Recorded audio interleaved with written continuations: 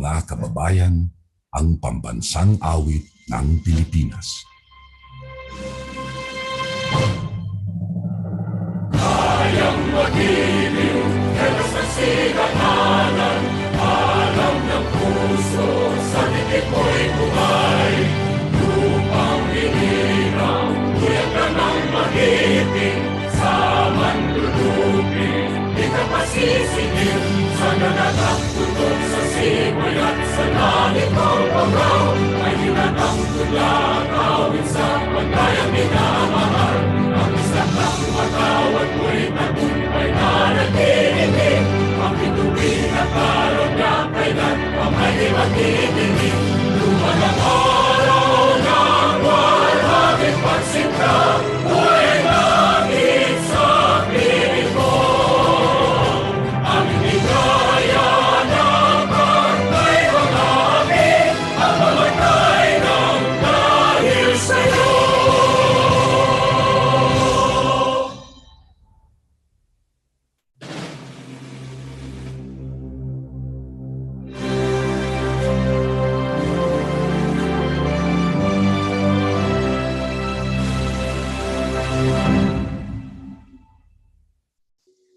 Dear God, thank you for the opportunity to meet together. Please help us to come together to make this institution reflect your kingdom. Breathe life into our ideas and decisions. Help us build a team that has love and respect at its heart.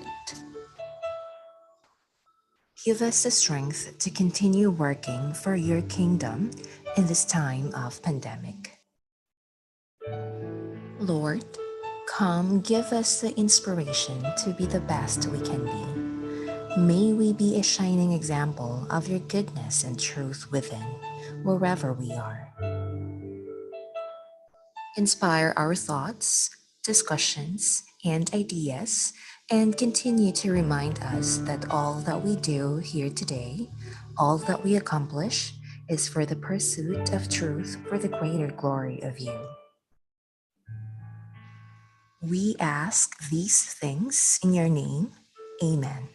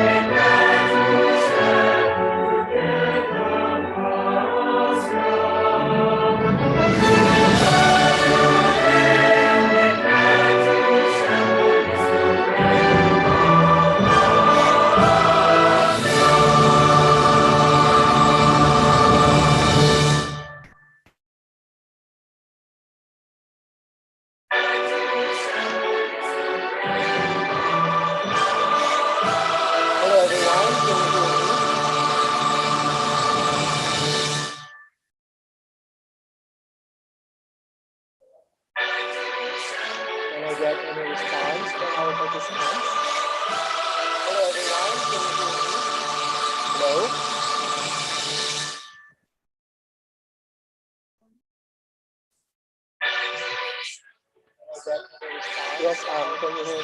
So, Okay, I can hear you, sir. all right, thank you very much. Pleasant afternoon, ladies and gentlemen. I would like to acknowledge all the pre-service teachers and in-service teachers all over Mindanao and even the Visayas region. who are in the Zoom room and those who are watching us live via the ABMC YouTube channel. Before we begin, allow me to read a few gentle reminders. Number one, kindly mute your microphone. Once again, we'd like to request our dear participants to mute their microphones. Before we begin, allow me to Number two, pin the speaker during his talk. Number three, ask questions only during the open forum and not while the speaker is talking. Number four, you may write your questions and reactions in the chat box. Number five, you may open your camera and if your camera is open, keep body movements minimal. This session, or this is the session 2 of the webinar series on diversity in education with a focus on multilingualism in education. To officially welcome, ladies and gentlemen, to officially welcome our participants, we would like to call in the Vice President, Capital University, Dr. Amor Q. Vittoria. A warm applause, please. Welcome our participants. To the officers and members of the Council of Deans of Teacher Education in Region 10. Diversity in education is a very apt topic as we get more globalized. Diversity in education is a wonderful opportunity to create a better sense of community which we so badly need. Internationalization is better achieved if the foundation in what we term unity in diversity is established in schools.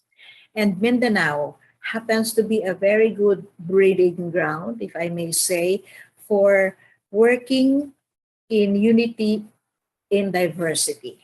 Why is that? Because of the various ethnic groups, cultural groups, various religious beliefs, and I think basically the deep respect of people for each other.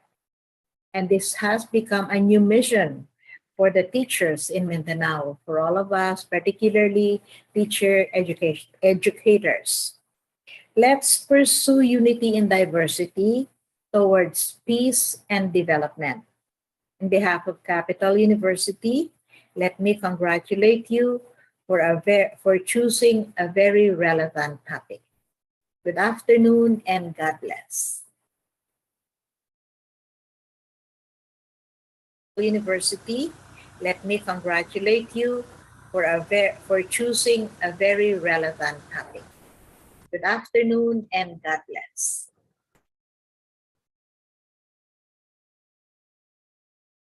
Thank you very much. Once again, ladies and gentlemen, that was the Vice Chancellor the Vice President for Academic Affairs, Dr. De Torres.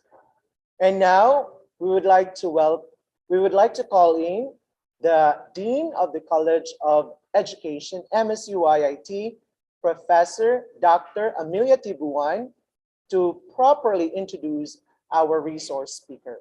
Good afternoon, ma'am. Good afternoon, everyone.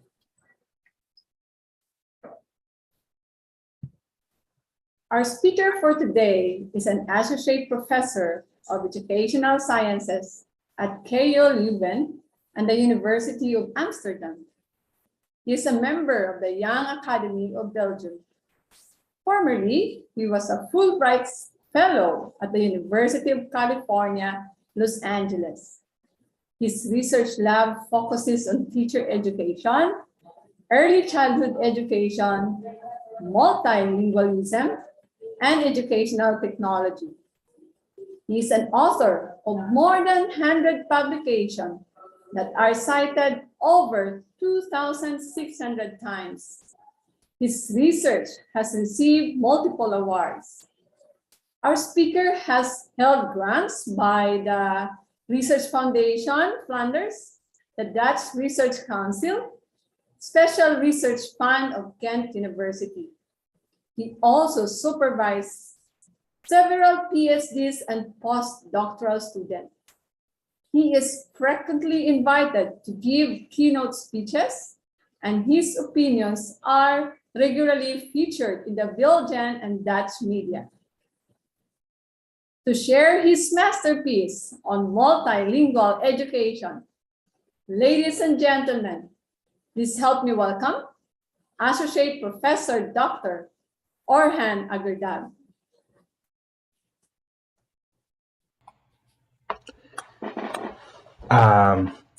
Thank you everyone for this great introduction, which I enjoy a lot to hear the national anthem and also the prayers, and also thank you very much for this very kind introduction.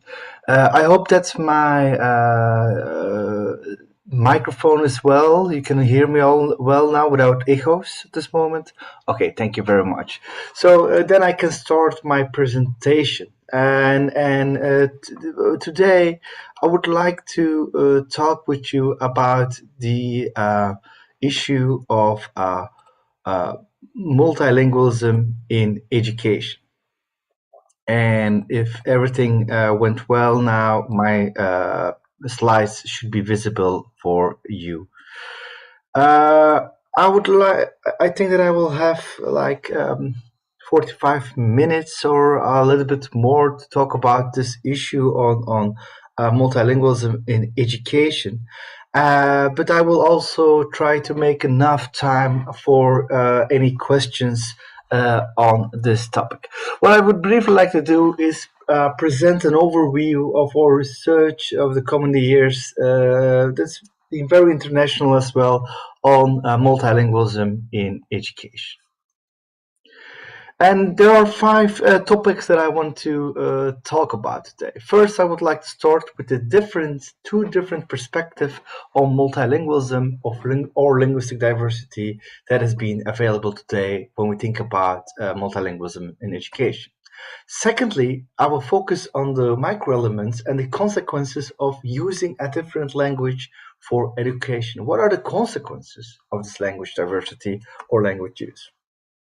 Third, at the school level or the meso level, I want to dig into the question, how do schools and teachers deal with linguistic diversity? So it's very important that besides the national policy, that at the school level, how teachers and schools deal with diversity. Fourth, I will ask the question, how do educational systems at the countries can make a difference on the impact of a linguistic diversity? What can we do at the country level?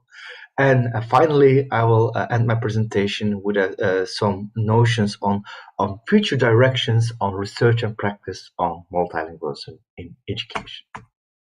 But first, what are the two different perspectives when we talk about multilingualism or linguistic diversity in education? Well, there are many perspectives on multilingualism and linguistic diversity in education. Most of them can be brought on a continuum that goes from a rather deficit perspective on multilingualism towards a more positive or additive perspective on multilingualism. Deficit perspectives regards actually the uses of languages different than the national languages or the language of instruction as unfavorable. For instance, when a child has a mother tongue that is different, a first language that is different than the national language, in the deficit perspective, this is seen as a disadvantage, this is seen as a handicap, this is seen as unfavorable. So in the deficit perspective, people tend to more focus on the use and learning of the second language only, or the national language, or the language or instruction only. So because all other languages are seen as a deficit. So here in this regard, there is a perceived contradiction between a mother tongue, a first language, L1, or a second language, namely a language of instruction that is being used in a country. And the argument is based on a time on task argument. That is, if you spend too much time on the L1 on a language that is different than the national language, then this is time that we lose for learning. This is the argument made by deficit scholars. And one also points at the importance of cultural assimilation, that everybody learns and speaks the same language in the deficit perspective. However, increasingly, most scientists and most scholars argue more rather for an additive or a positive perspective on multilingualism, where not only L1 but all languages are seen as rather favorable, as something positive, that a child who brings a different mother tongue to a school is seen as somebody who brings an extra with him or hers to his school. One also argues that the idea of learning and being proficient in a first language is a determinant of also being proficient in a second language or in the national language. And third, one also points at the importance of the benefits of the using different languages. And let me briefly show what these type of benefits could be. First, I would like to show that there are many possible benefits but I see some points on my screen. I don't know whether you also see them, but I'm trying to erase these things on my screen. Just a second. No, they are still there. Okay.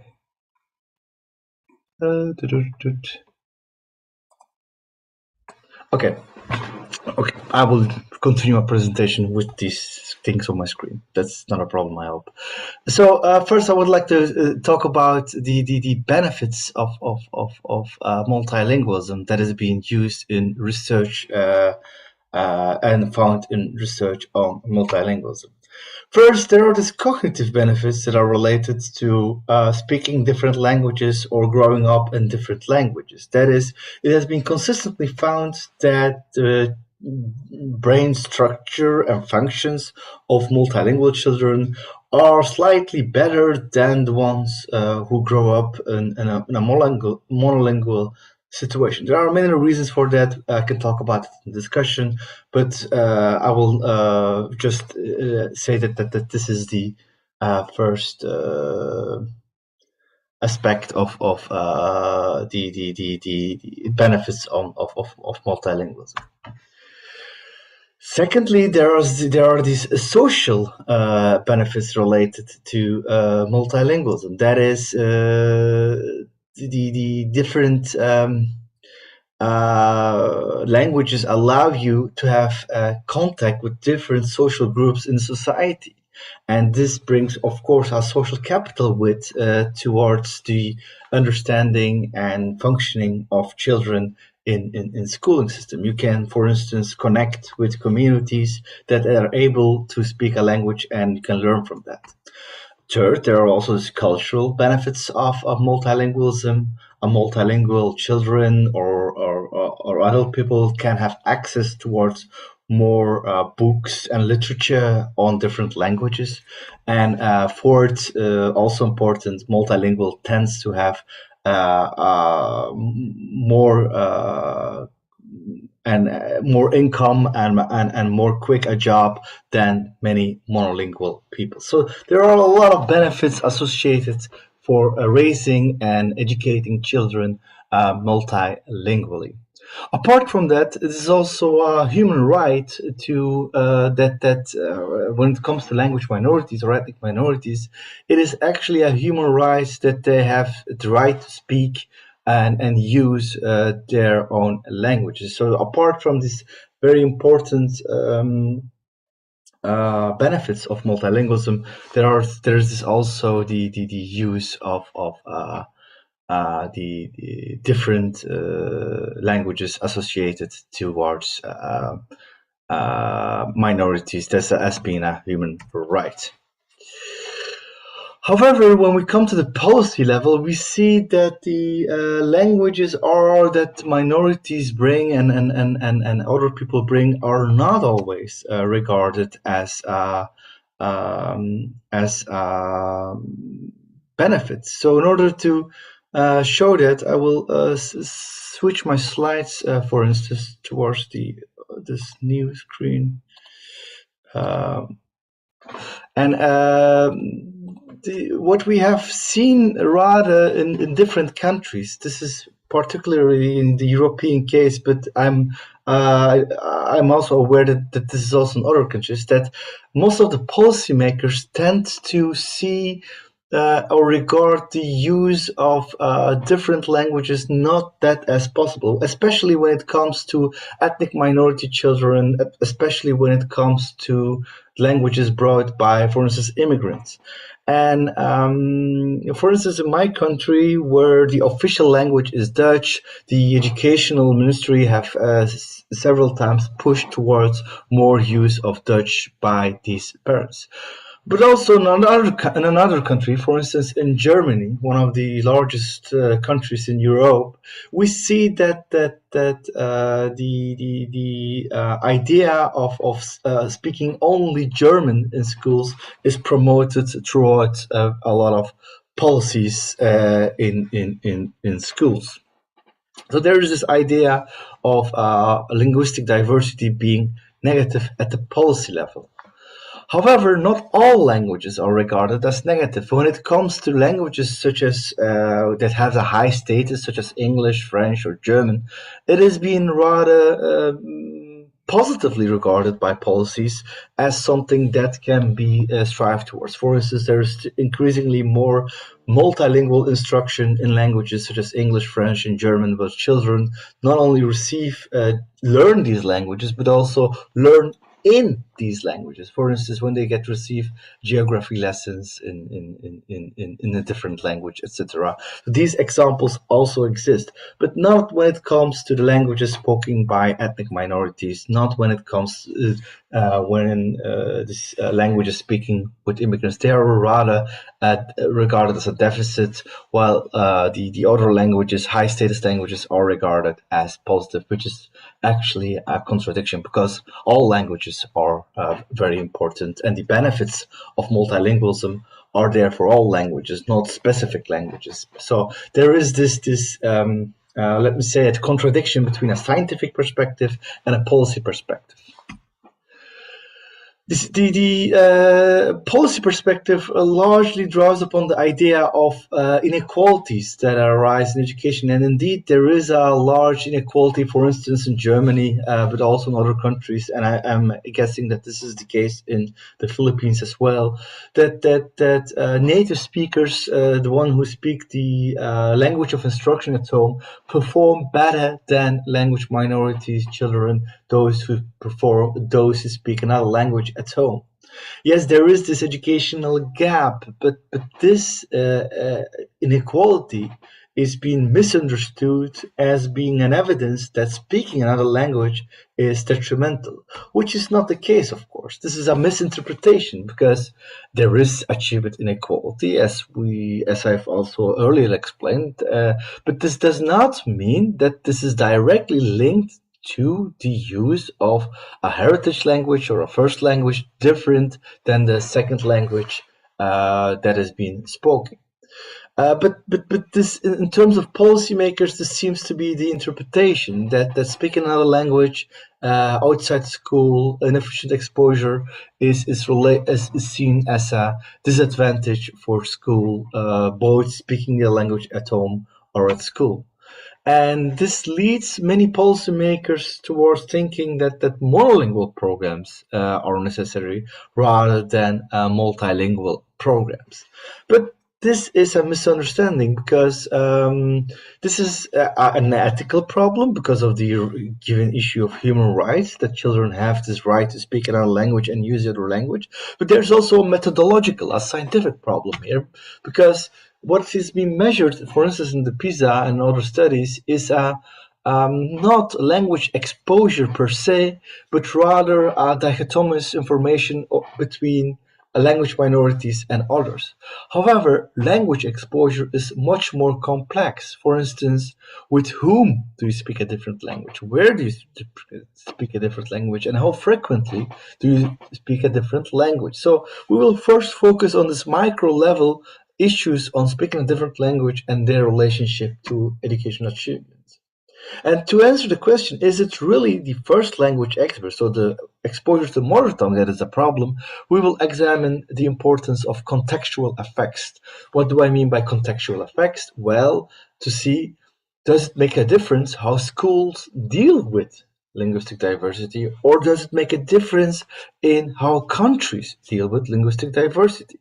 Because if it's exactly the effect that of language exposure, then contextual effects will not matter. However, if contextual effects matter, then we know that it's not language use per se that is a problem, but there might be other things. So first or second thing that I want to talk today about is these micro level consequences of using different languages in context. For instance, when I look at the data in my country, Belgium, where the official language is Dutch, and when I look at how language minorities use different languages, we see a rather complex phenomenon. Not all language minorities speak their mother tongue all the time, not even within their families. So there is this complexity. For instance, we see that actually within the group of language minorities, quite a large percentage always use another language, but there's also the idea of speaking the majority language, Dutch, a lot of times. And there's also large groups that actually speak both languages. So these complexities needs to be considered when we, as scientists, examining the impact of speaking another language. It might be different for this group than for this group. So there is this difference between how different languages are understood and brought towards schools. And let me very quickly again change my screen at this level to be sure that I have the correct one. There is this study that we have done with the PISA 2012 data with my colleague van Laar, where we have examined these complexities and their relationship towards academic achievements. And we use the PISA 2012 data because there was the first time that we have this detailed examination of language characteristics on educational performance. And in this data, we had more than 5,000 schools across 1,200,000 students that have been examined in these 18 countries.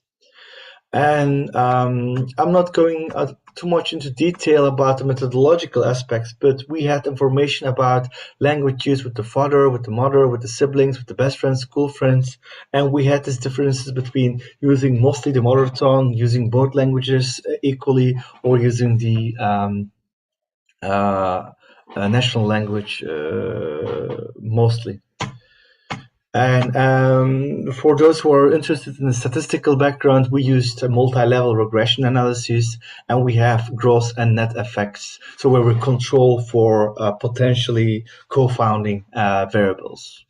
And we have examined the impact of using a different language on both mathematics and reading.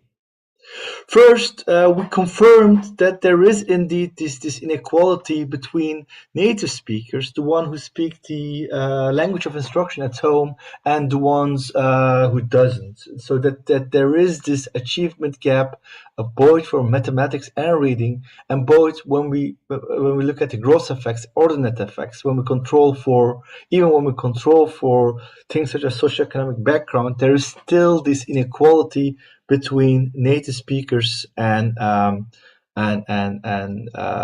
language minorities, and we have replicated this in 13 of the 18 countries that were in the data.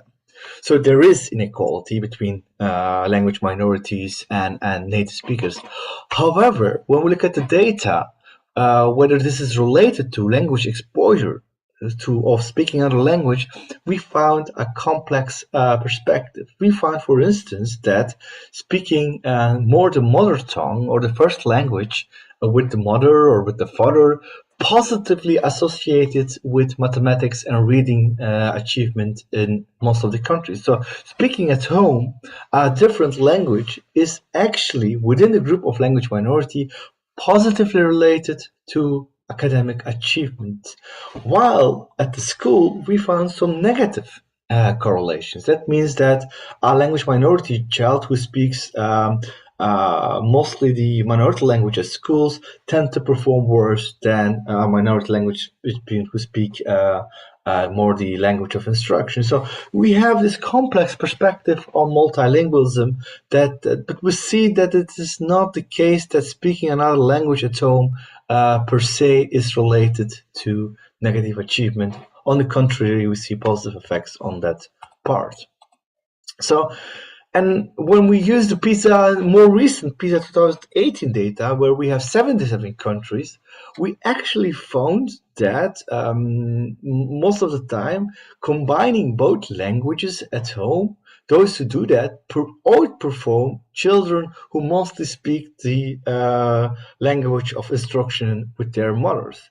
And even those who speak mostly the first language, so their mother tongue with their mothers, they also outperform language minority children who speak the language of instruction with their mothers.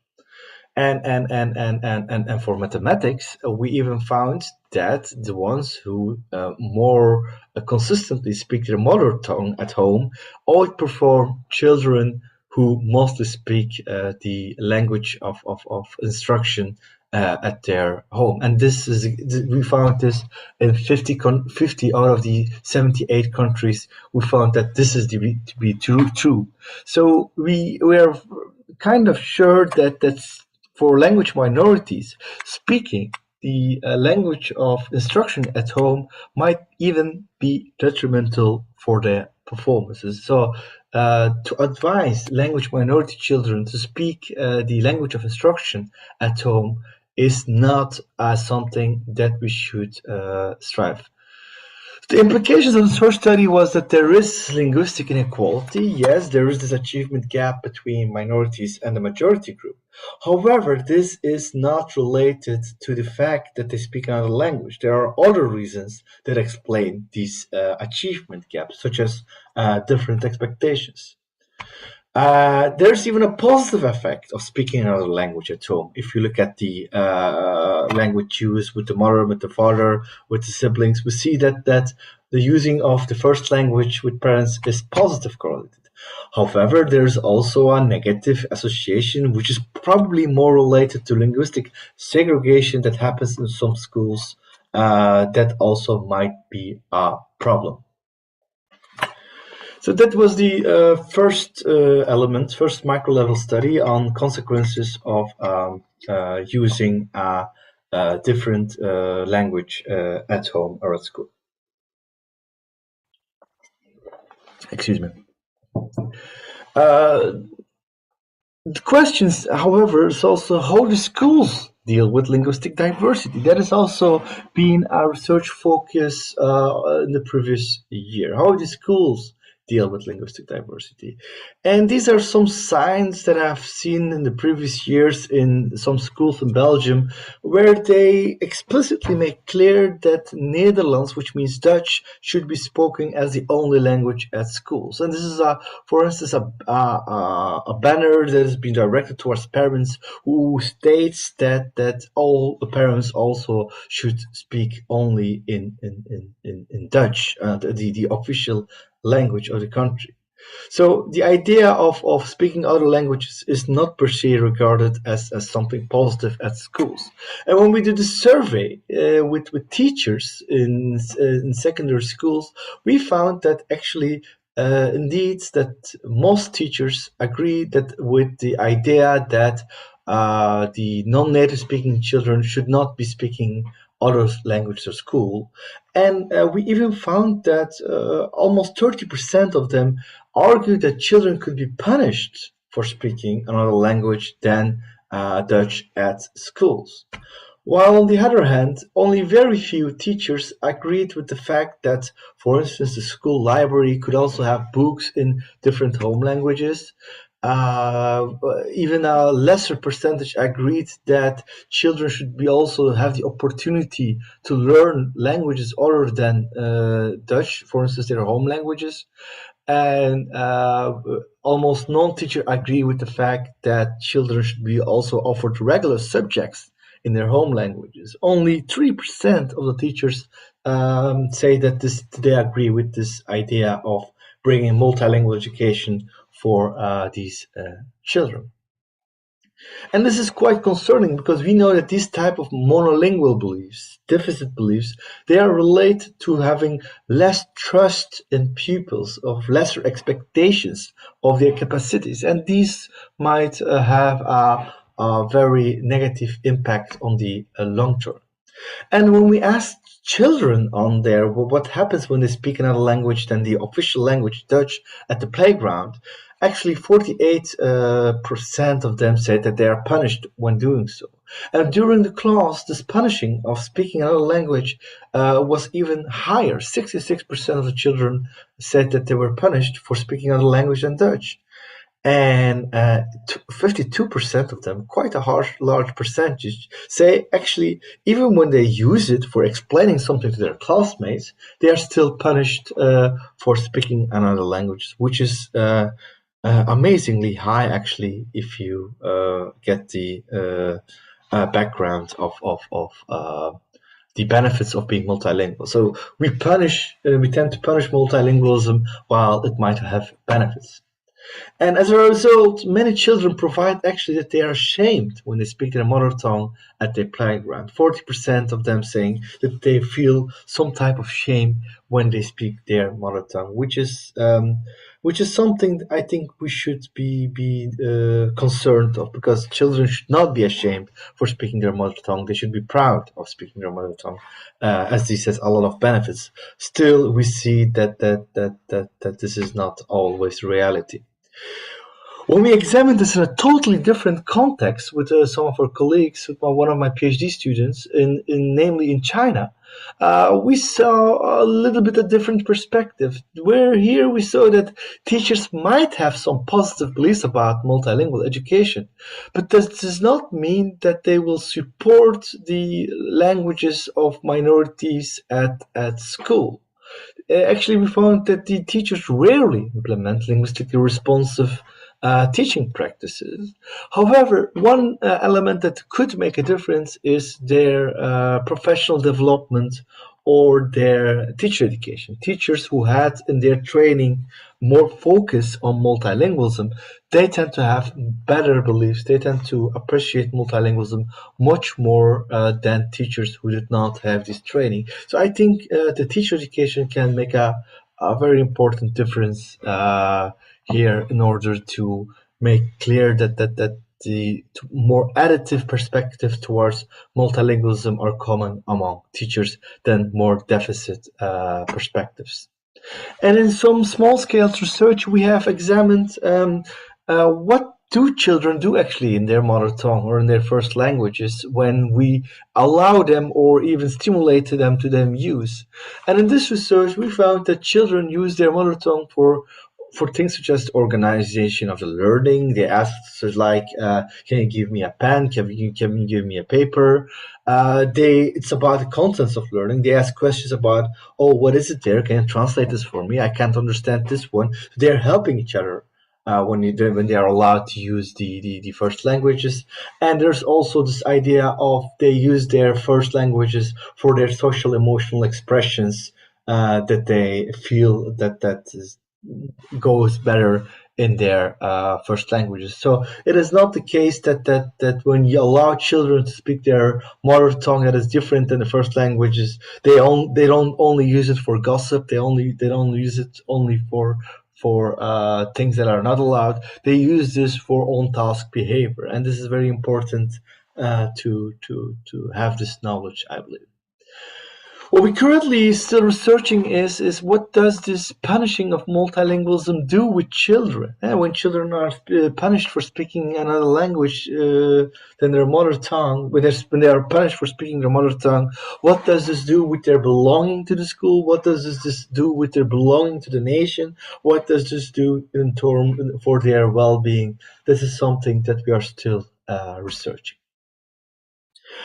What we know from previous studies is that the bilingual programs, rather than having the monolingual program, also for children of immigrants, could have very positive effects for their academic achievement. This is a meta-analysis in European case. There are also many studies in the United States on this regard, actually show that if we would have multilingual education, this would have a positive impact on the performance of children, which is not always the case. And these are the numbers from Flanders, from Belgium, where we also found that this providing children support in their mother tongue does not have a negative impact on their academic performance.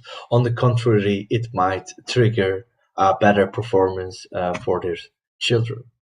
And this is, for instance, a study in a very different context, in an African context in Kenya, that also actually found this quite similar, that providing language of instruction in the mother tongue of these children, which is Swahili, has a positive effect on their literacy scores. So this idea of providing mother tongue education seems to have a positive impact than only providing instruction in a different language. Finally, I want to briefly put also the idea that not only at the school level is important how we deal with language diversity, but also on a country level. That is, countries can also make their difference in their policies, because there is this achievement inequality between language minorities and native-speaking children, but this is different in different countries. In some countries, there is very low inequality, while in other countries there's a quite high inequality. And maybe how we design our educational system can have an impact on this idea. And we have examined the impact of 4 characteristics of educational system and assessed their impact on linguistic inequalities. We have examined what language diversity in a country does with inequalities. We have examined what educational tracking does with inequalities, to standardize the curriculum or to use of standardized tests. What are these impact of when an educational system have these characteristics for the level of inequalities? And I'm going to skip the methodological backgrounds. This is just, we have used the PISA 2015 data and we have done multi-level analysis. And this is how we measured these different characteristics of different educational systems. If you're interested, you can always email me for this operationalization. But let me quickly go to the results, as these are the more interesting. In this study, we confirmed that there is this inequality between language minorities and native speakers in the education system, both for reading and math. And we also found that this tends to be alive when we also control for background characteristics, such as socioeconomic background. But importantly, we have found this large achievement variance at the country level that could be explained with some country characteristics. For instance, we found that having a more standardized curriculum, where a government decides more on the curriculum than teachers or school principals, that this have a negative impact on reading and mathematics performance. And but when it comes to inequality, we found that having a more linguistic diversity in a country seems to positively correlate with reading and math achievement. That means that countries who are more linguistically diverse, there seems to be inequalities less pronounced than in less diverse countries. And also we found that tracking students in secondary schools in different tracks more earlier has a negative impact on the mathematic performance of children, language minority children.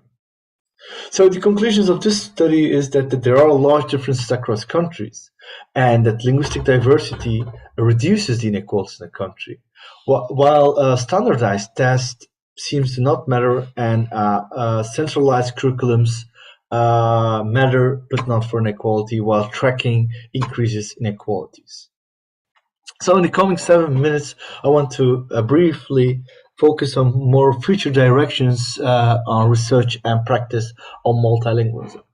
First, I think that the effects of school language policies seems to be further explored, that we need to see how we can increase the exposure towards to second language, while at the same time valorize the mother tongues, the first languages of children. That I think this is the future directions of research that needs to be considered.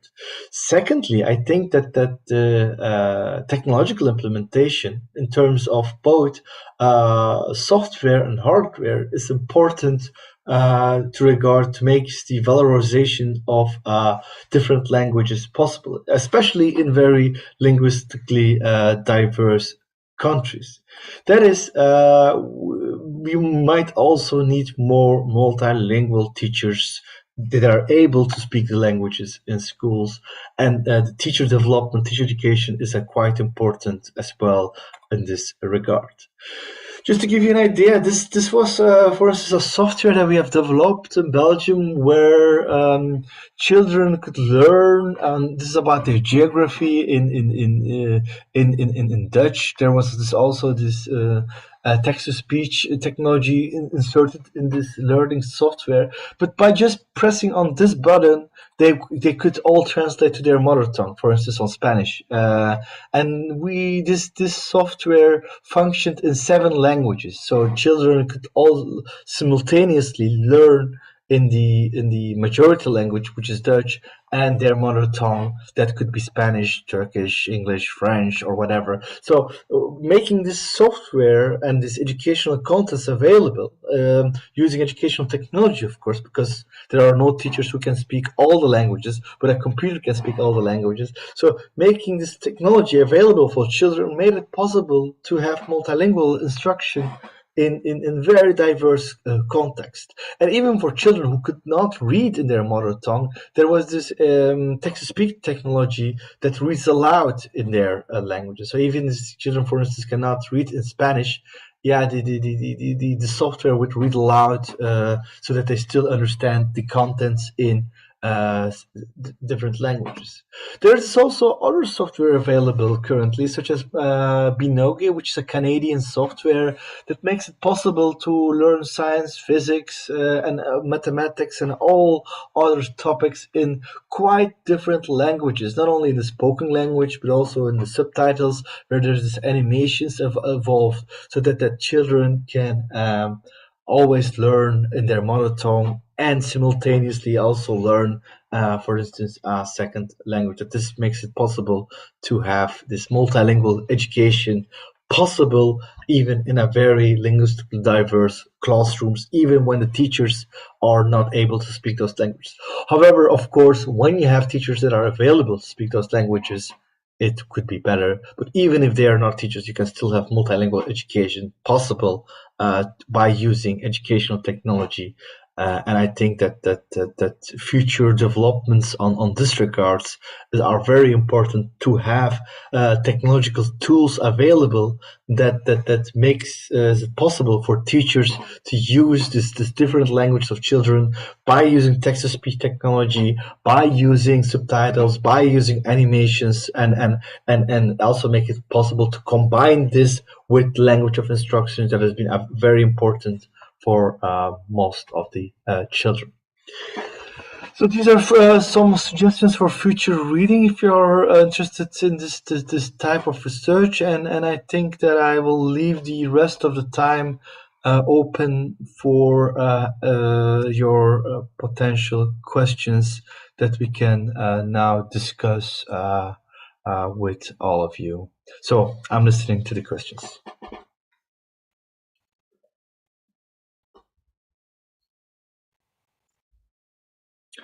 I don't know whether we will be using the chat or there will be some moderation on this regard.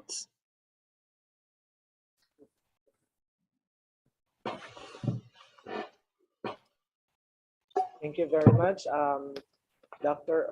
Orhan, for the comprehensive discussion and presentation of what we need to know about multilingualism in education and how, for example, learning is affected maybe by the type of language that children use in the classroom. So to facilitate the open forum and discussion, we have the Dean of the College of Education, Capital University, Dr. Ryan Glenn C. Navarsa. After that portion, ladies and gentlemen, he will also give us the CPD guidelines and the closing remarks. Ladies and gentlemen, please help me welcome once again, Dr. Ryan Glenn C. Navarsa. Your virtual applause, please. Sir, so good afternoon, fellow educators. Thank you very much, Professor Dr.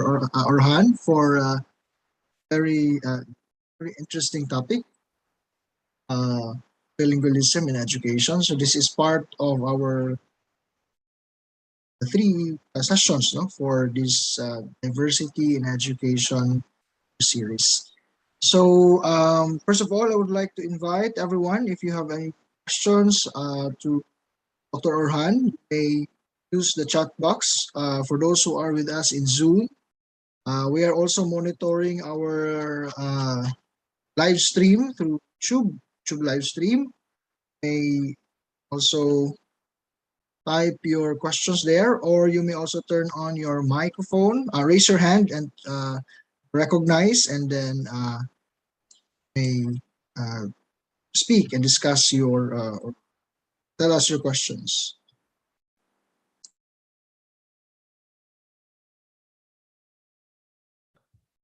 Hello, Dr. Navarsa. Okay. I think if they no idea. Okay. Hello. Good afternoon, Dr. Navarsa. I think while waiting for our participants to come up with a question, maybe they're still, coming up with a question. So I would like to. May I first give the question?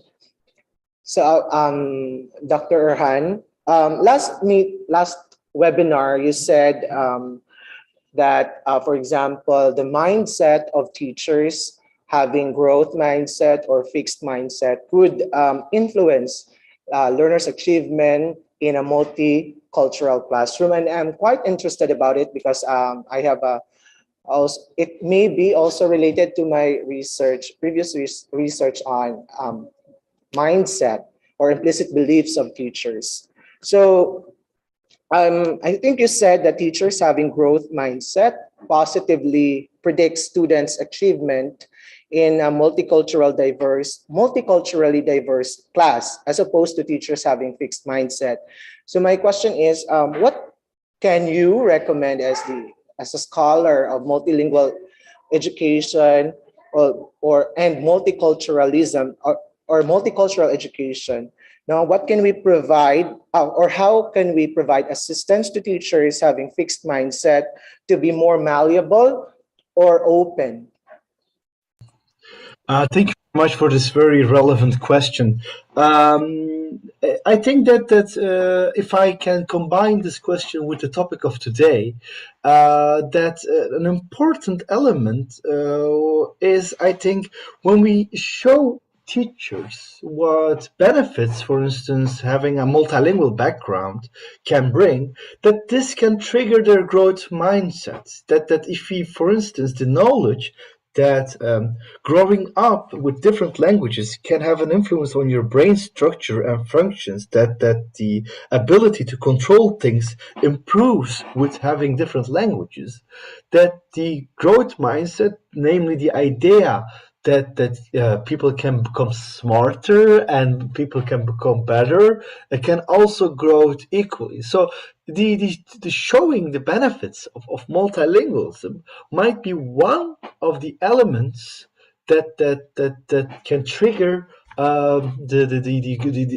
growth mindset, I believe. So that there is this clear link between these two topics, that just by telling teachers have a growth mindset does not, they are not going to just like it's not magic. It's they're not just, if you're just not ask them have a growth, they're not going to change their perspective. But if we show them the data and cases where for instance a minority child who can speak different languages, that these have some benefits in the society, that this is have also benefits for culturally and socially and economically, and that this is good for the country actually, and that this is also good for the unity of the country. Because when people are appreciated of their languages, they feel more connected towards the school or towards the nation.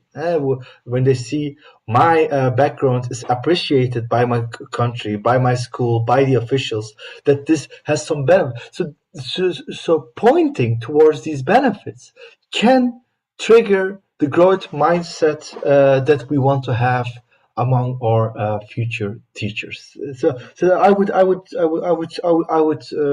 definitely consider in the programs having enough focus on the multilingualism and the benefits of multilingualism.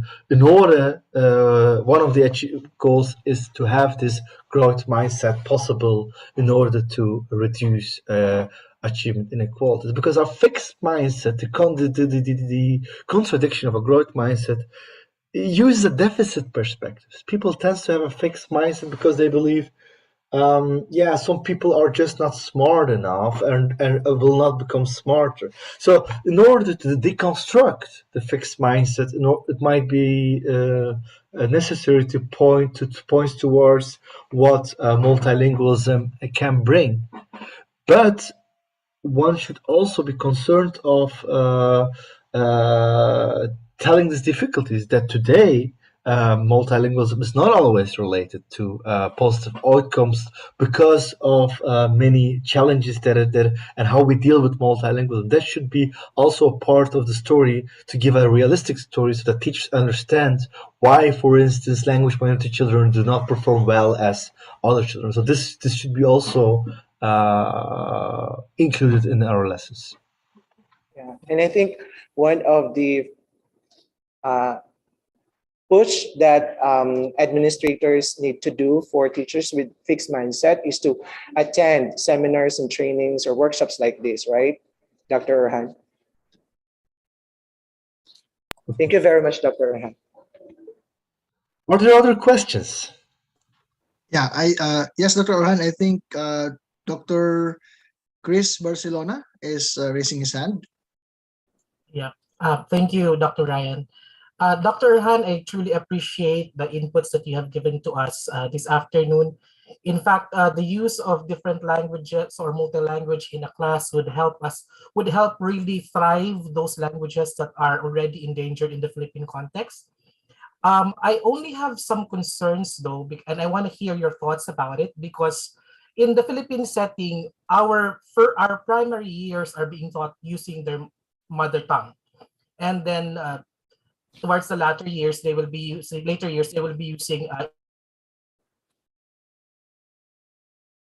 hear your thoughts about it, because there are strict implementations of some institutions on the use of these languages inside the classroom, and no other language should be used. Like let me point out, for example, the speak English policy in certain schools. So how are we going to deal about it? And I want to hear your thoughts about that. Thank you, Dr. Han. Thank you very much, Dr. Barcelona, for this question. Here's the thing. I think that language rules are necessary to, if you want to have exposure, which is a determinant of language proficiency. So without, for instance, if you are learning English, without having the opportunity to talk it, without having enough opportunity to hear it, you will not learn it. You will not learn in those languages. That is an important concern. So it is important to have these type of rules in order to guarantee exposure, guarantee practice in different languages.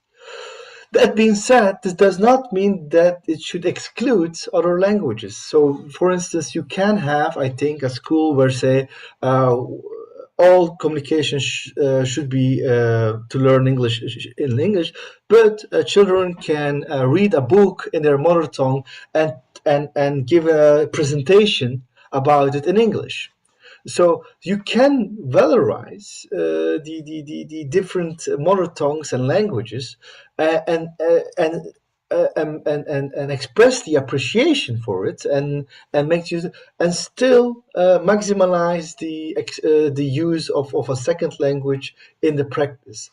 That has to be in the vision of a school, or in the vision of a teacher, that there can be rules to learn a language, there can be rules to achieve, but this should always be brought to appreciation of all linguistic capacities. You can use all linguistic capacities to learn a language. You can use the mother tongue to learn a language. You can use so I think that I am in favor of having strict language rules, but these rules should also appreciate the multilingualism, and having a good balance in how the mother tongue can, for instance, be used in order to stimulate different language. Because most of the time, if you just forbid it, then the communication is just lower, and that's not something that you want at school, or that people are ashamed of their mother tongue. That you don't want to have that. So you should always express the valor, the appreciation of multilingualism, and still can have very strict rules on when to use what language. Your microphone is still. Thank you, Dr. Arhan. Okay. Are there other questions? Pwede ba kadiri mag-heels flat lang? We request the participants to mute your microphone. Dr. Orhan, there's a question in the chat box from Sir Friendly Andrino. May I read it for you? Hello, Dr. Agirdag. Thank you so much for a very comprehensive discussion. The Philippines in 2012 implemented its mother tongue-based multilingual policy, education policy, or the MTB-MLE policy. Since the policy's inception, there have been researches conducted centered on it, and one of the main issues were related to the lack of teaching materials. In 2015, Valerio found out that respondents were not yet confidently certain whether the instructional materials they presently have can assure that they can really appreciate the MTB-MLE due to the unavailability on localized translation, along with the lack of instructional materials. Such finding is also similar with Beroa and Agbayani 2019. What advice can you give to the policymakers and policy implementers in addressing such issue? Thank you. Thank you very much for this very relevant questions. I think this unavailability of materials It's not something that I think is only happening in the Philippines. All over the world, we have this sometimes the lack of materials that makes it possible to have this mother tongue based or multilingual based education possible. I think that this is not only a question for policymakers to know in order to change that, because if we are going to wait for policymakers to make things, sometimes we have to wait a lot. I think it's also our responsibility as universities, as teacher educators, to, for instance, make projects with our students in order to make those languages and material in different languages available.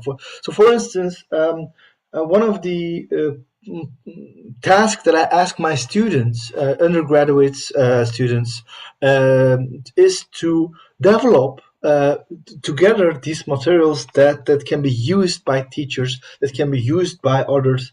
And I think that the educational technology provides there are also a lot more opportunities if we are to make use of it. And I think that when students not only writes papers and things that we read and we score, but when they also develop things that are be used in real life, in real school context, this also motivates them more to do their best. It's not only for the grades, it's not only for the paper that they develop something, but also materials that are can be used in school context. So I think that while at the one hand we should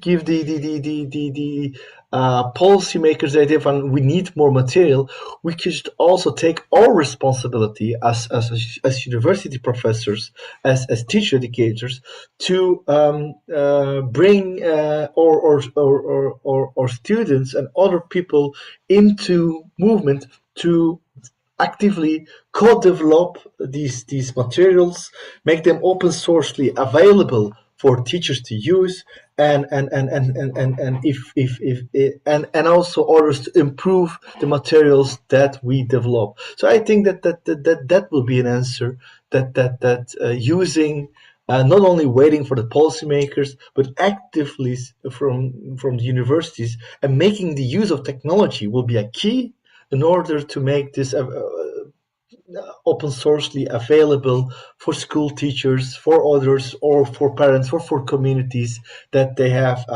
multilingually material available in schools. I think that's also our responsibility. Okay, thank you, Doc. Let me just read a thought from, again, from Dr. Chris Barcelona. Just a thought, policymakers and implementers should really do intensive research on native languages and prepare necessary materials for it. Yeah, and I agree on that, but I will also note, let's not only wait for policymakers. If they are not doing it, we should do it as from universities to make it possible. And we should at the same time stimulate, of course, policymakers, but we should do it as well, and to develop and to research this material and to improve existing material, because one of the other problems is that the existing material is not always good. So it's also our task to more improve the existing materials.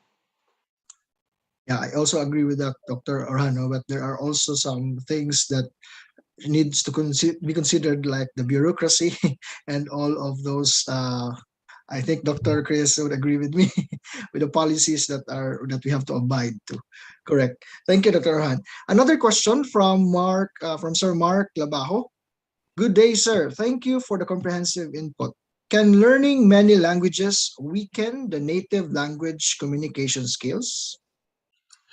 Not the learning of other languages per se, but when a certain language is not used anymore and for a long time, when there is no input in a certain language, when there is no potential to to be able to use it, yet that might have a detrimental consequences. So it's not the learning of new languages that is a problem, but it's not using anymore the previous languages that might trigger. But most of the time, people do not tend to forget a language. Most of the time, by learning a new language, so it's not that the size of our brain is limited, that there can be some knowledge or some languages. That's not the case. We can learn new languages while perfectly being available for speaking other language. So this, when I'm,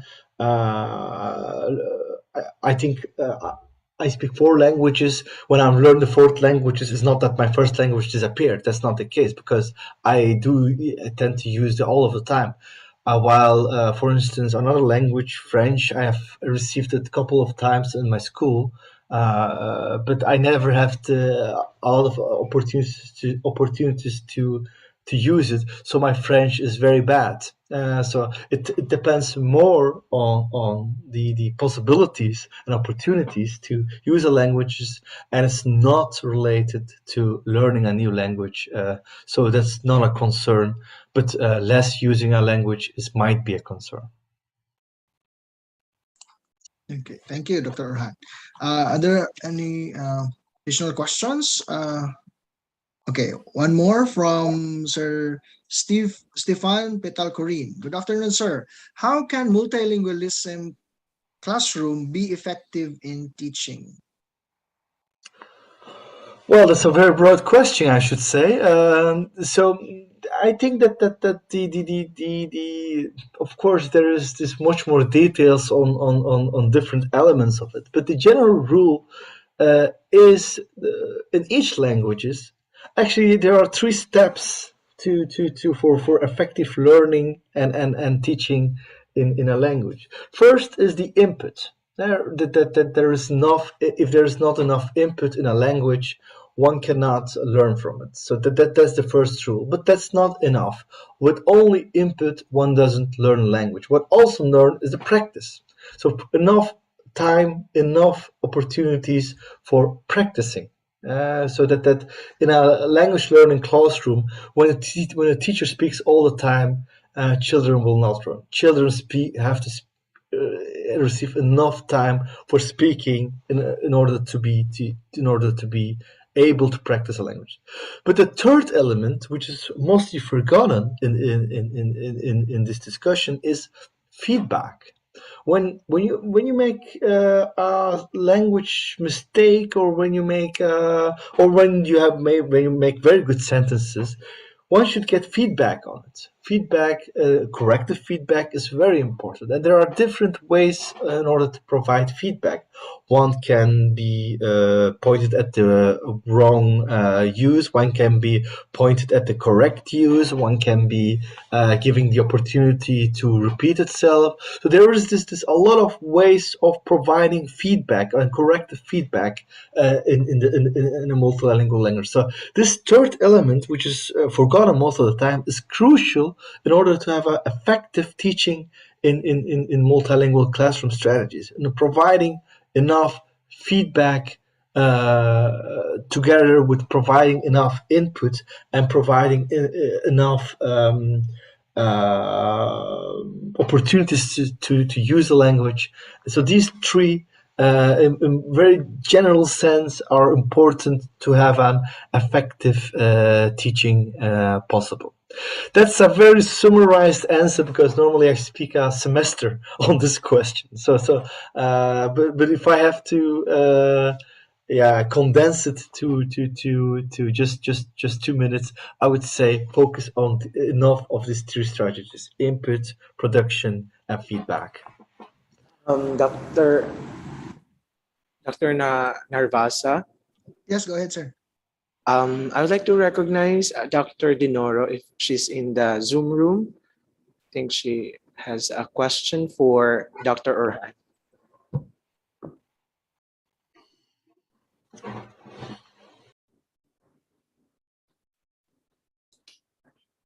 Okay. I think she's not around in the room, but let me ask this question for on behalf of Dr. Dinoro. She said, I just want to share my observation in the recent educational situation in the basic education. I am just very concerned about teachers teaching mother tongue based education in elementary schools. They claim themselves that they find difficulties in teaching the mother tongue. How do you think, especially the Department of Education officials, must do?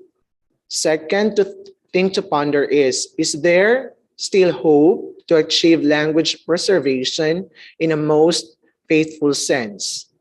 Thank you, Dr. Orhan.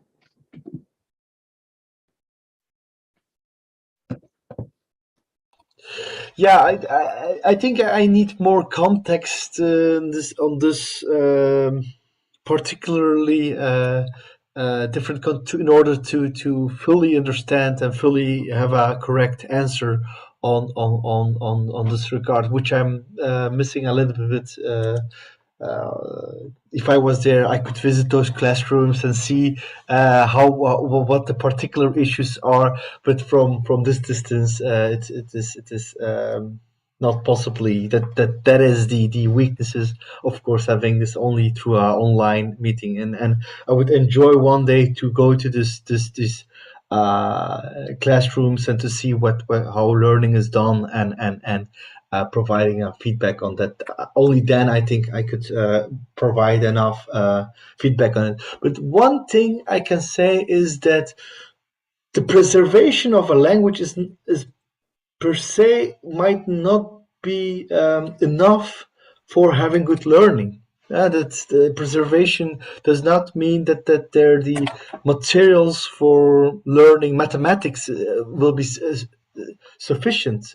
So mother tongue based education that only wants to preserve a language but not having enough academic achievement might not be enough. So there must be more effective strategies to have this multilingual learning possible next to the mother tongue based education. That there's enough connection laid also with later phase. For instance, when the instruction in the secondary and the higher education is English, it might also be important to start very early with those languages next to the mother tongue based education. That makes it possible for learning and not restricting it only, for instance, to certain languages.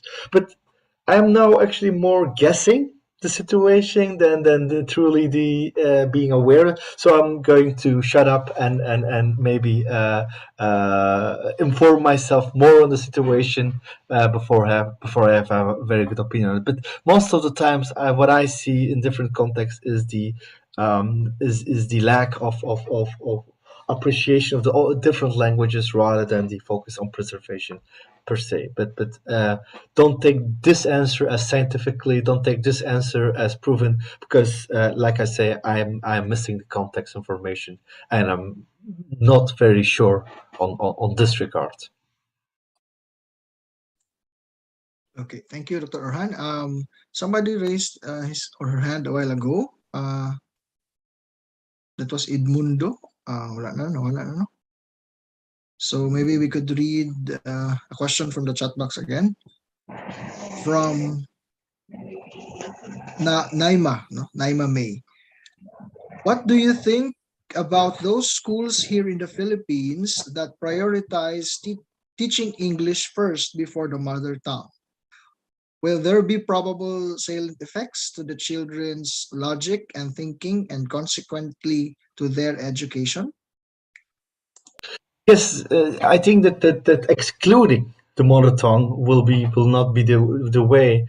But if the rest of the education system is based on English, for instance, the higher education, secondary education, excluding those, English is also not the answer. So the way to do this is to appreciate and to have multilingual education possible. That especially the beginnings years, the mother tongue, children continue the connection with the home language that continues in school is very important in the beginning of the years, but gradually and repetitively, English could be introduced.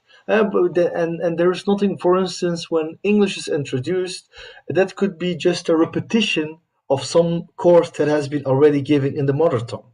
This enough repetition in different languages is quite important. So I think that the contradiction between using only English or using mother tongue would be a wrong contradiction. The idea is, how can we use the mother tongue completely, but how can we also achieve, for instance, teaching in English simultaneously and gradually by providing enough repetition, by providing enough input. So the problem most of the time is that one entrance of one language is sometimes happened as an exclusion of the other, and that is not something that has to be done necessarily. One can translanguage.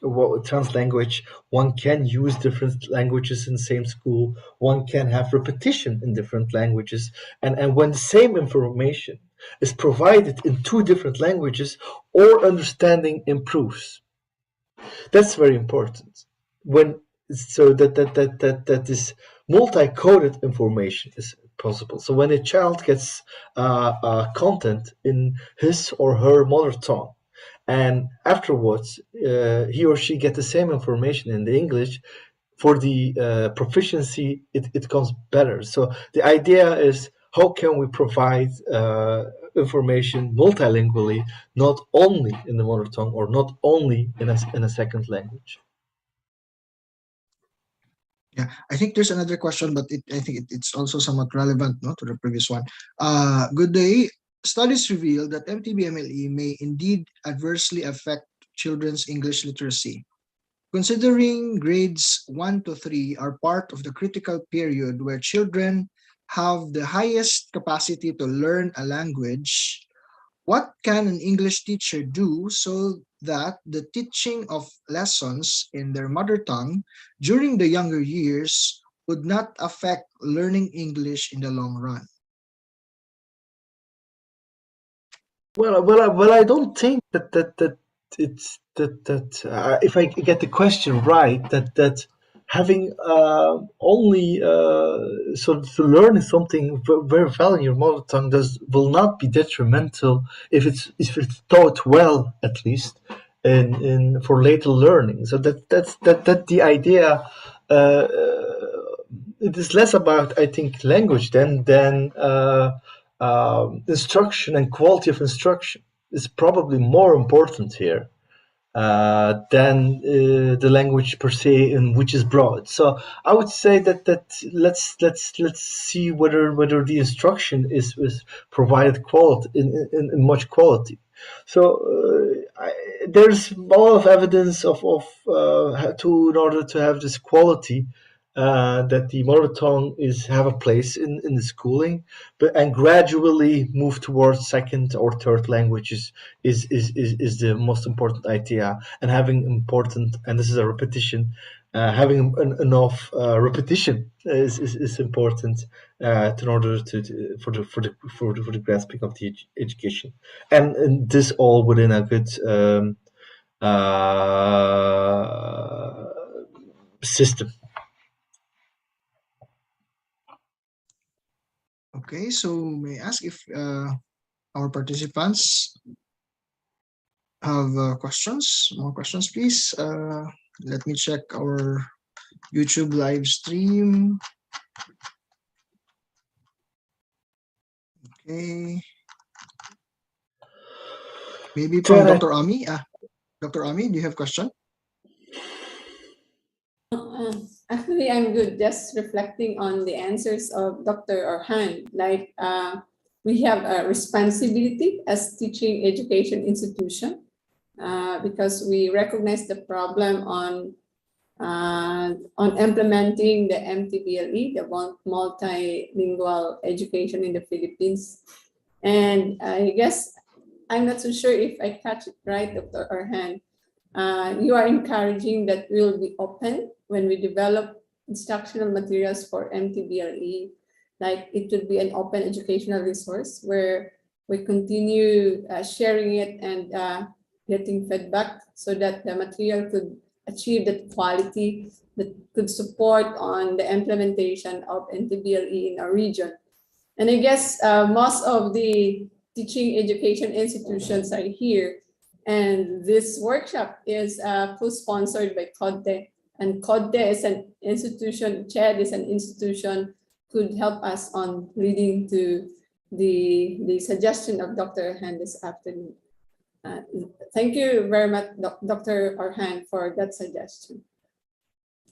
Yeah, thank you, Dr. Amy, for this idea, and I'm having myself very good experience for not only doing this development with researchers, but also making the students collaborate with us on this development. Because what they rightfully sometimes complain is they write a lot of papers, they write a lot of stuff, and after just reading it and grading it, it becomes in the closet and it stays there. So there's this work done that is not being valorized in real life.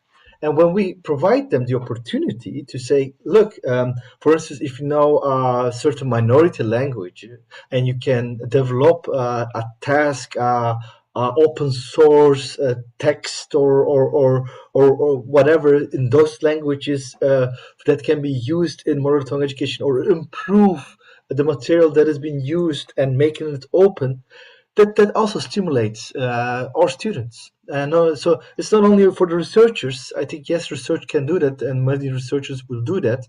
But I think it's also, or we can also stimulate our students and grade them on this part, their community service. I see this as a community service to provide if they are when they are proficient in different languages, so this way the universities can also appreciate the multilingualism of their students and valorize them, and that is I think our responsibility. So valorizing multilingualism is not only a task that I think that for schools, but it's also a task for us as universities and teacher educators. Thank you, Dr. Ami and Dr. Orhan. We'll just have two last questions. We'll start with Edmundo, who've been raising his hand since minutes Hello. ago. No? Go ahead, please. Really sorry, I'm experiencing intermittent connection right now. Anyway, good afternoon. Greetings, Dr. Orhan. I'm from Lawrence College, Cagayan de Oro City, Philippines, and I'm on my internship period right now.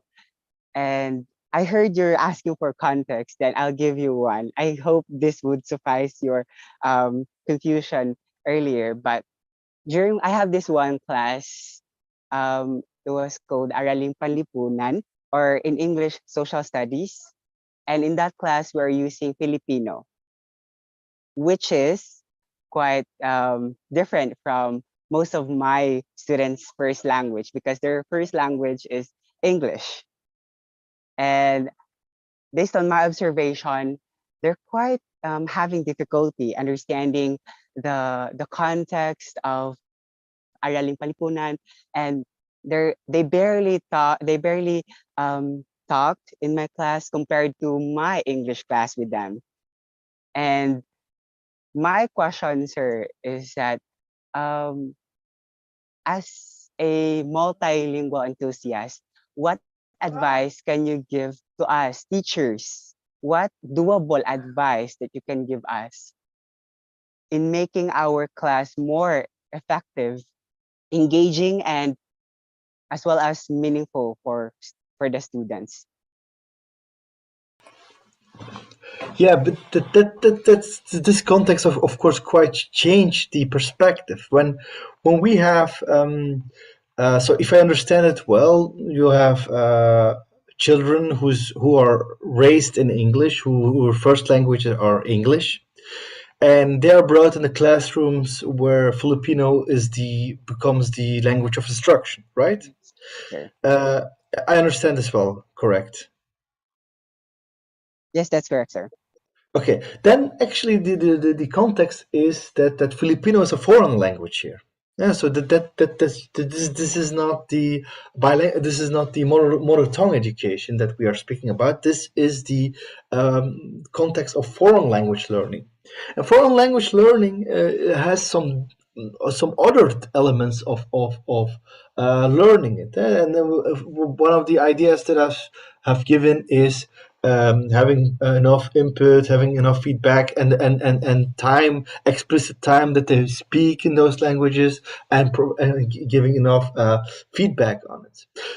But if you see that the engagement of the students are lower in this type of context, then it's quite important to first have the class, the context in the language that they are most proficient in that case, the English. But repeat same context in Filipino language might improve their engagement because they are already having they already had the content in a language that they are raised on, that they have enough familiarity with, which is English, and so the second clause that is being brought in the Filipino language might be the repetition of the first language. This way, you can, I think, improve the engagement of the students and their engagement with the material that has been learned, because when there's less engagement, this provides us the idea that they feel not secure at that moment, not very self-esteem, self-secure, and when they had the contents already in a different in a language that they are aware of, this will improve their more assurance, their self-esteem to be engaged with the course material. So bringing enough repetition in different languages is important idea that I can give here. All right, sir. Thank you so much, sir. Okay, thank you. Last question from Melmar J. Tumanda. Good afternoon, Sir Agirdag. Here in the Philippines, we already have a policy that involves implementation of local mother tongues as language of instruction. However, it is only applied in kindergarten to grade 3 level, K to 3. My question, sir, is do you think using mother tongue is as language of instruction only effective in this kind of grade level? Of course not. I think that I understand why the early focus on the mother tongue is important, so that the connection between the home language and the schooling goes smoothly. But I think that if you do not keep investing in those languages later in the education system, children will not develop academic skills in those languages. So that will be and if that's what you want as a country or as an education system, fine. But then you will not benefit much from the benefits of multilingualism when some languages is not invested enough. So it might be important to keep continuing, maybe not as much as that in other languages, because there is also the concern of financial means and making it possible and realistic. And I think that providing technological solutions again here might be important stuff. But provide enough materials that also later phases of education system that is might be a key to in order to make it possible for children to learn. So I understand, to summarize my answer, that the focus on kindergarten to grade 3 level, why it's important to have more focus on mother tongues in this level. There's a good reason for doing that. Again, I would not shut up about it afterwards. I will not make it completely irrelevant, because then you're saying as long as you're learning, it becomes less important. That's not the message that you want to give. So keep the focus, at least like for one course, available so that the academic abilities in those languages do not disappear. Okay, so thank Dr. you. Yes, sir, go Dr. ahead. I would just like to add to that question. I think, yes, I think the question would also dwell into the code switching technique that teachers use. Like, for example, when they explain a very complicated concept in physics or mathematics or even in language subjects, teachers would tend to use the mother tongue so that it would be easy for students to understand that complicated concept. However, for example, when they are observed by an administrator, the principal would think that the teacher does not show facility of the English language, which is sometimes required maybe in that school or in in that school, like they are asked to use English only as a means of instruction, and then it would reflect on maybe the effectivity or the quality of that instruction. And even if administrators do not think about it, teachers personally, maybe in her mind, would think that she's not effective because she has no fluency or facility of the English language. What's your opinion about it, Dr. Erhan?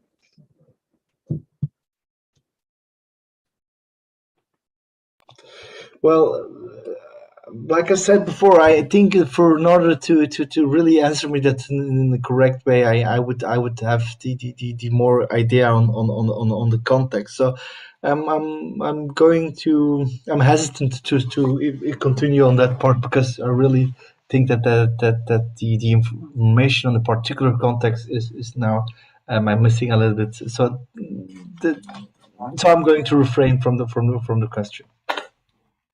All right, thank you very much. Hello, Ryan. Dr. Ami? Dr. Ami, go ahead, please. With that, the scenario that Jay is presenting a while ago is common, the use code switching in the classroom. I guess we had a problem on the use of language in the classroom. It is very important that as teachers, we need to think about that learning goal in mind.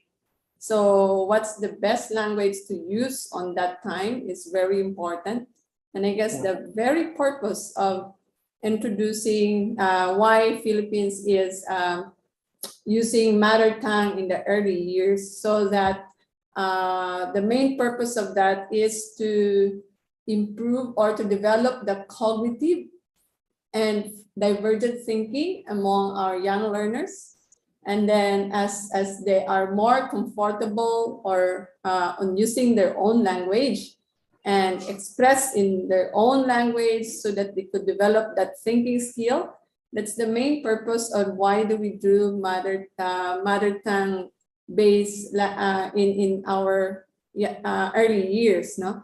And then the use of English language actually, I'm not so sure on how do we consider Filipinos when we are in the maybe grade 5, 6, 7 up to college maybe? Do we consider English language as first language or second language? So I guess there are such many issues on the use of language, but what is very important is for all of us who are teachers here, we just make sure on how we use the varied type of language in the classroom with the process of it is thinking about that learning goal on developing the thinking and divergent thinking of our students in the classroom.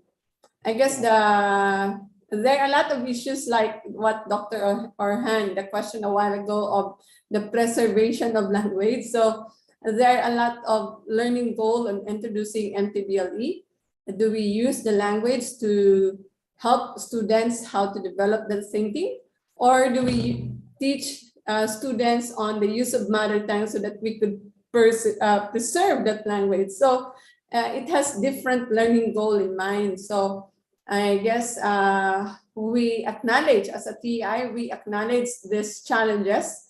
And based on our discussion today, it really points out that the use of multilingual knowledge have been shown to develop those important skills and continue developing thinking in the use of language 1, language 2, and maybe another language. So we acknowledge the challenges of this, and then it is point out that based on this talk, we need to work more and maybe identify also a goal in mind as a region, in what way we could help each other on answering all the challenges that we have discussed this afternoon. So thank you very much, Dr. Orhan, with all of that. Although you are confused with our question, but your topic is very interesting, and we already acknowledge this, the challenges that we have encountered in our own context. Thank you, Dr. Orhan. Okay. For the interest of time, maybe we could hear the last thought from Sir Chris, Dr. Chris Barcelona. Thank you. I am in agreement with Dr. Ami on certain on what she said about those issues, and I think one of the most beautiful part of doing this kind of session is we get to educate more people about the use of multilingualism in the classrooms. Our preconceived knowledge about the use of language of the medium of instruction or the media of instruction in the classes has to change. Our perspectives has to change, and what the inputs of Dr. Orhan gives us a lot of challenges. Number one, to really do more extensive research on really the effect of these languages to our instruction and to the performance and literacy of our students. And secondly, we need to continue educating people, educating our policymakers, educating the teachers, the future teachers, on the importance of multilingualism in the classroom. I think right now most people, these issues are present because there are already set policies that and there are also set paradigms of our policymakers that this is how it should be. But data in research would tell us that there would be other means of delivering our lessons, other medium, a medium of instruction that can be used in delivering our lessons. I think the need to have more webinars like this should be encouraged, so that people will be more educated about certain issues on multilingualism. Thank you. Okay, so thank you, Dr. Barcelona. And to add, continued collaboration among TEIs is also very important, just like this, so that we could discuss issues. So I would like to thank everyone who participated in our question and answer, our open forum. Of course, for the thoughts that you have shared also, and of course our speaker, Dr. Orhan. Thank you very much for answering the questions. At this point, Mr. Moderator, may I present the guidelines for the CPD? Okay, so let me share my slides. Okay, so for the information of everyone, this activity, webinar series on diversity in education, is brought to you by Mindanao State University Iligan Institute of Technology College of Education, Capital University College of Education, and the Council of Deans for Teacher Education in Region 10. And with the collaboration of the three institutions, Capital University sponsored the CPD accreditation. So Capital University College of Education is a CPD provider accredited by the Professional Regulation Commission. So with this, PRC accredited the session today and the session on the 27th for CPD units. So for those licensed professional teachers are joining with us this afternoon and until the next session, you will be earning CPD units. So there will be 2 certificates that will be given. The first one is the certificate of attendance. This will be given after every session to all participants who will accomplish the session evaluation. So later on, our moderator will share the link of the evaluation for today. So every session you will be receiving a certificate of attendance. So, and the second one is the certificate of participation with the CPD units. So with this certificate of participation, this will be given to those licensed professional teachers, the LPTs, who will, number one, first condition, complete the 2 sessions, April 8 and April 27. I understand everyone was also with us in the first session, but for the CPD accreditation, the sessions covered by the CPD accreditation is only the April 8 and 27. So number one, first condition, complete the 2 sessions, April 8 and April 27. And the second condition is submit the final output, which will be introduced on April 27. So there will be final output together with the evaluation on the 27 on April 27. And with that, you will be earning a PRC gave us 3 CPD units for the entire webinar series for free. Okay, again, I repeat, these CPD units are for free. So I hope everyone will still join the April 27 session so that you'll be able to get the certificate of participation with CPD units.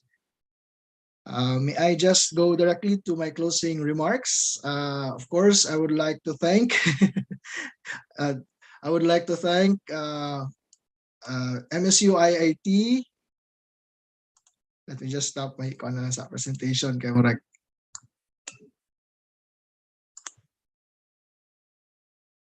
Okay, anyway, of course, I would like to thank, okay, so let me go to my closing remarks.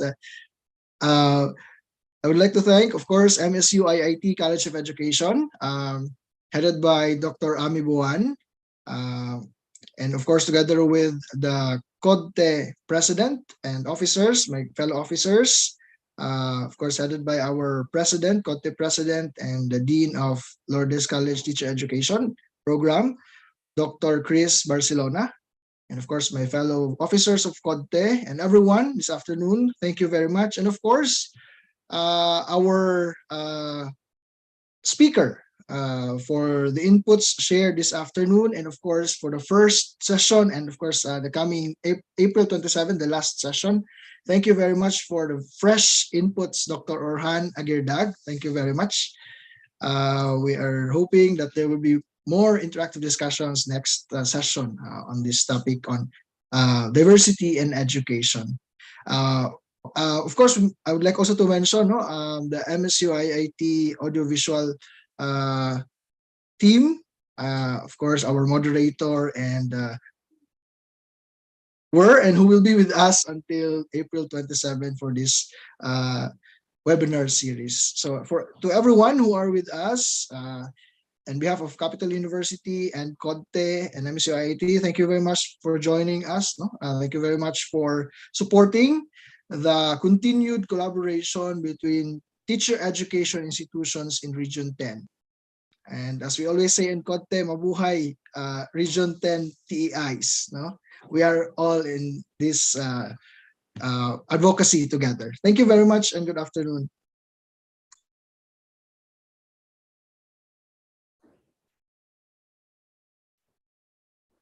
Thank you very much, Dr. Narvasa.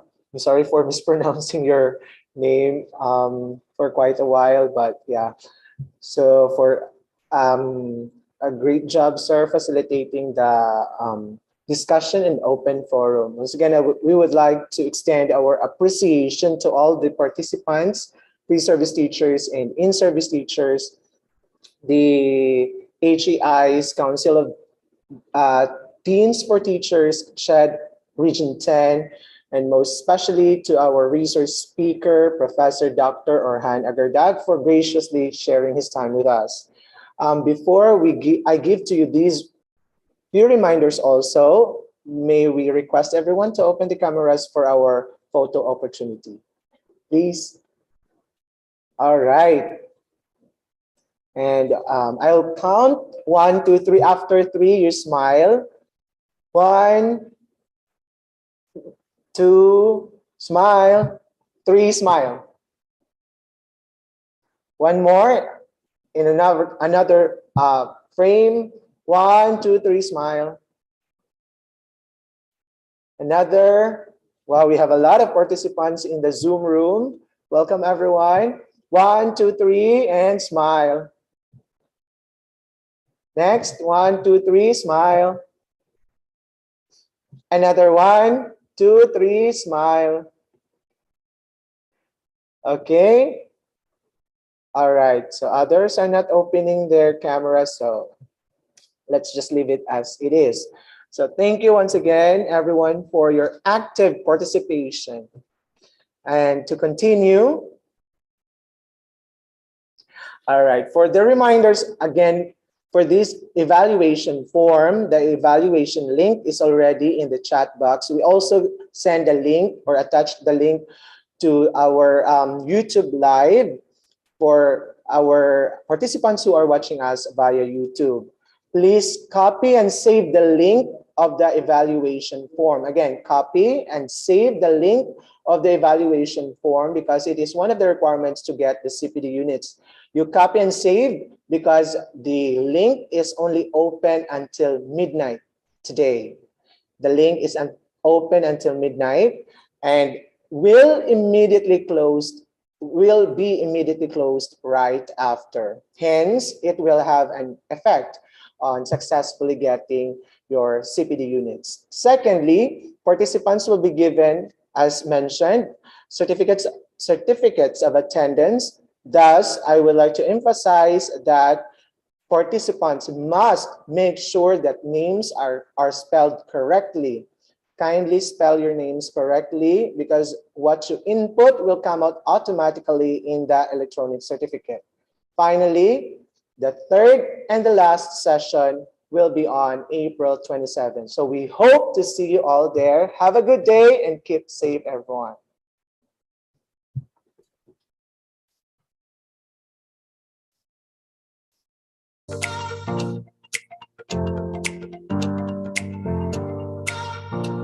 Thank you, everyone.